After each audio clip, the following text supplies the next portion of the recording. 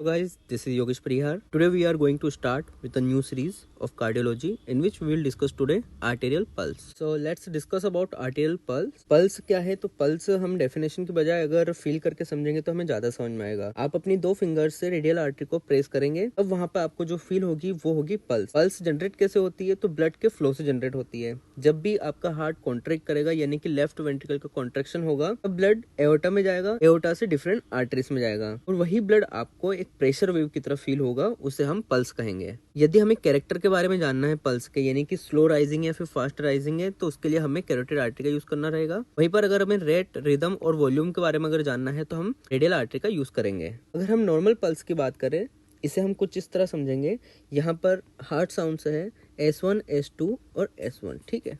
Period between S1 and S2 हमने बोला है systole. Period between S2 and S1 we'll call it diastole. Now let's see how normal arterial pulse looks like. यहाँ पर आपको pulse का peak देखने को मिलेगा, वहीं पर S2 के बाद आपको एक डायक्रेटिक नोच मिलेगी, उसके बाद नॉर्मल फॉल देखने को मिलेगा।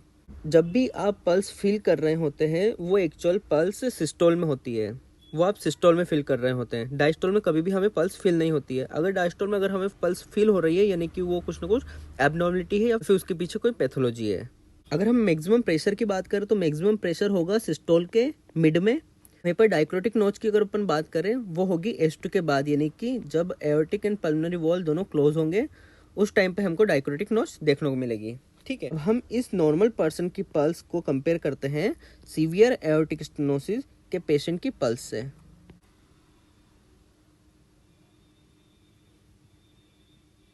पल्स होगी वो स्लो राइजिंग होगी, डायक्रोटिक नोच या तो स्मॉलर होगा या फिर एब्सेंट होगा, उसके बाद हमें नॉर्मल फॉलिंग देखने को मिलेगी। हमें इसमें 3 फाइंडिंग्स देखने को मिल रही है। वो है पहला तो स्लो राइज पल्स, दूसरा है रिड्यूस्ड एम्पलीट्यूड, वहीं पे हमको देखने को मिलेगा डायक्रोटिक नोच आइदर एब्सेंट और स्मॉल। ये फाइंडिंग देखने के बाद हमने इस पल्स को नाम दिया है पल्सस पार्वस एट टार्डस। पार्वस का मतलब होता है वीक और लो पीक, जिससे कि हमें एम्पलीट्यूड में यहाँ पे देखने को मिल रहा है। वहीं पर टार्डस का मतलब होता है स्लो, स्लो और वाइड।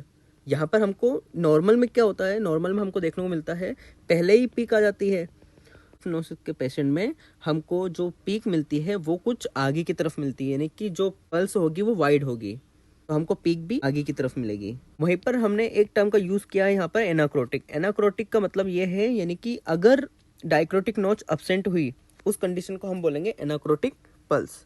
अभी तक हमने जाना स्लो राइज है, लो एम्पलीट्यूड है, पर ऐसा क्यों हो रहा है उसको हम जानते हैं।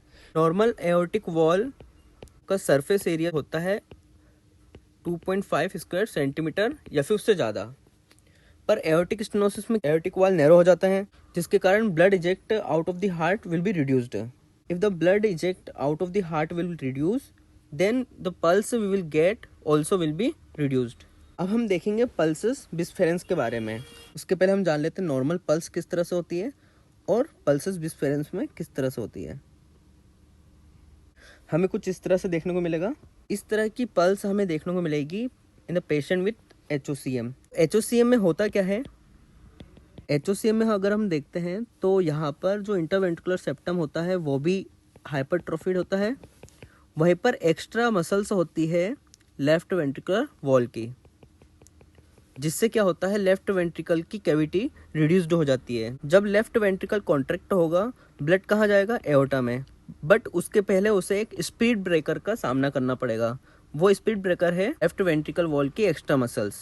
उसी के कारण से इजेक्शन वेलोसिटी रिड्यूस्ड हो जाएगी। अगर हम पल्स की बात करें तो जो फर्स्ट पीक हमको देखने को मिल रही है वो हमें हाइपरट्रोफी ऑफ हार्ट के कारण देखने को मिल रही है। पर जो हमें एक फॉल देखने को मिल रहा है इजेक्शन वेलोसिटी में रिडक्शन के कारण। अगर हम सडन फॉल को और अच्छे से समझें उसके लिए हमें एक टर्म को जानना पड़ेगा, वो है LVOTO, that is left ventricle outflow tract obstruction. जब भी लेफ्ट वेंट्रिकल से एओर्टा में ब्लड जाएगा तो वहां पर उसको ऑब्स्ट्रक्शन का सामना करना पड़ेगा, उस कारण से इजेक्शन वेलोसिटी गिर जाएगी और उसी कारण से जो हमको यहाँ पर फॉल देखने को मिल रहा है पल्स में वो LVOTO के कारण देखने को मिल रहा है। And second peak when finally blood goes out of the heart. So इस केस में हमको सिस्टोल में 2 पीक देखने को मिल रही है। इसलिए हमने इस पल्स का नाम दिया है पल्सस डिस्फेरेंस, जिसमें कि 2 पीक होती है सिस्टोल में, जो कि हमको देखने को मिलती है severe aortic regurgitation with aortic stenosis and HOCM hypertrophy obstructive cardiomyopathy. Let's discuss about collapsing pulse.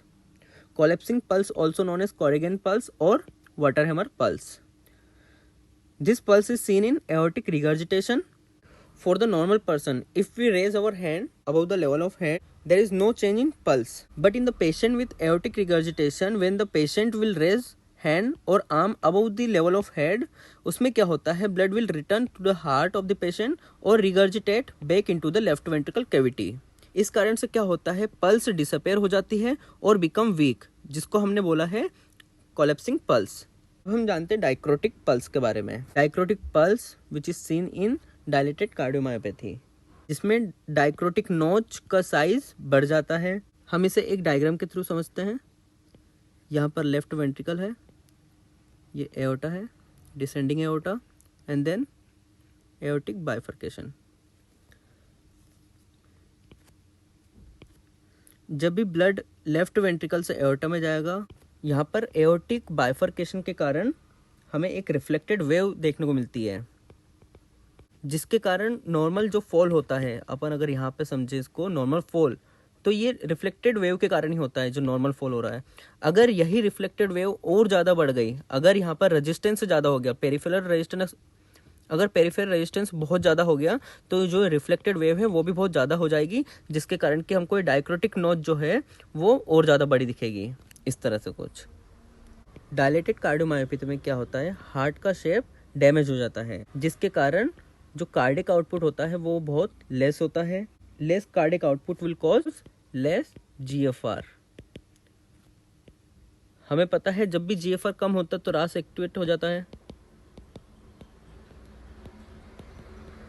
और जब रास एक्टिवेट होगा तो पेरिफेरल रेजिस्टेंस बढ़ जाएगा। इसी पेरिफेरल रेजिस्टेंस के कारण रिफ्लेक्टेड वेव भी बढ़ जाएगी, और यही रिफ्लेक्टेड वेव हमको वेव की तरह प्रेजेंट होगी। यहाँ पर हमें कुछ इस तरह से देखने को मिलेगा।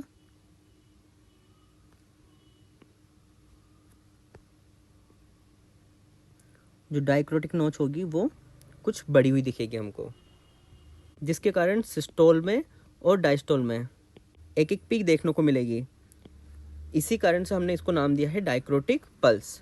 2 पीक है, एक सिस्टोल में और एक डायस्टोल में देखने को मिलेगी, जो कि हमको देखने को मिलती है डायलेटेड कार्डियोमायोपैथी कंडीशन में। अब हम देखते हैं कोई पर्सन है जिसमें लेफ्ट वेंट्रिकुलर फेलियर है, उसमें हमको पल्स किस तरह से देखने को मिलेगी। इसमें हमें अल्टरनेट वीक और स्ट्रॉन्ग पल्स देखने को मिलेगी कुछ इस तरह से। ये रेगुलर होगी बट अल्टरनेट में होगी, ठीक है, वीक देन स्ट्रॉन्ग, बट ये एक रेगुलर फैशन में होगी।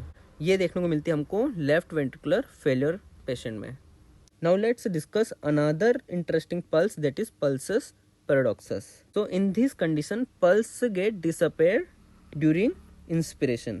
So in this condition, heart is beating, but pulse will disappear in the phase of inspiration. This condition we can see in the patient with cardiac tamponade, airway obstruction, severe COPD, inferior valve MI, and in pregnancy. In all the hypotensive state, the pulse will disappear during inspiration. ऐसा हो क्यों रहा है, उसको जानने के पहले हमें फिजियोलॉजी जाननी पड़ेगी। यहाँ पर हमारे पास 4 कंडीशंस है। अगर हम देखें नॉर्मल इंस्पिरेशन की कंडीशन में, during inspiration blood will more come in the right side of the heart, due to which it will cause septal deviation. Due to septal deviation, left ventricular cavity size will be reduced, left ventricular size will reduce, so and diastolic volume also will be reduced, so in this case BP also reduce. अब हम देखें अगर expiration में, उसमें हमको कम blood चाहिए रहेगा, जिससे कि उसमें कि बहुत ही कम सेप्टल का डेविएशन होगा, जिससे कि लेफ्ट वेंट्रिकल साइज नॉर्मल रहेगी और जो एंड डायस्टोलिक वॉल्यूम है वो भी नॉर्मल रहेगा, जहाँ पर कि बीपी भी नॉर्मल रहेगी। अब अगर हम कार्डियक टेम्पोनेट की बात करें, जिसमें कि फ्लू हार्ट के आसपास होता है, जो कि उस पर प्रेशर एक्सर्ट करता है, और जब राइट साइड में ड्यूरिंग इंस्पिरेशन ब्लड आता है, वो बहुत ही ज़्यादा जो सेप्टल डेविएशन होता है बहुत ज़्यादा करवा देता है, जिसके कारण कि लेफ्ट वेंट्रिकल की कैविटी बहुत ज़्यादा ही कम हो जाती है, जिसके कारण एंड डायस्टोलिक वॉल्यूम बहुत ज़्यादा लो हो जाता है और बीपी भी बहुत ज़्यादा लो हो जाता है। तो इन दिस कंडीशन हमको क्या देखने को मिल रहा है, नॉर्मली अगर अपन बात करें, जो एक्सपायरेशन बीपी होती है वो ज़्यादा होती है इंस्पायरेशन बीपी से, और जो डिफरेंस होता है वो होता है less than 10 mm of Hg। जैसे कि यहाँ पे 115 mm Hg होगा और यहाँ पर 120 mm Hg। वहीं पर अगर हम कार्डियक टेम्पोनेट की बात करें तो जो डिफरेंस होगा वो होगा more than 10 mm Hg। So this kind of pulse what we'll get in this patient of cardiac tamponade or all the hypertensive state, उसको हम बोलेंगे पल्सस पैराडॉक्सस। अब हम इसको पूरी तरह से समराइज करें तो एनाक्रोटिक पल्स हमने क्यों बोला था, क्योंकि यहाँ पे डाइक्रोटिक नॉच एब्सेंट थी। पल्सस पार्वस एट टार्डस, यानी कि हमको स्लो राइज और लो एम्पलीट्यूड पल्स हमको देखने को मिल रही थी, वो देखने को मिल रहा था हमको एओर्टिक स्टेनोसिस के केस में।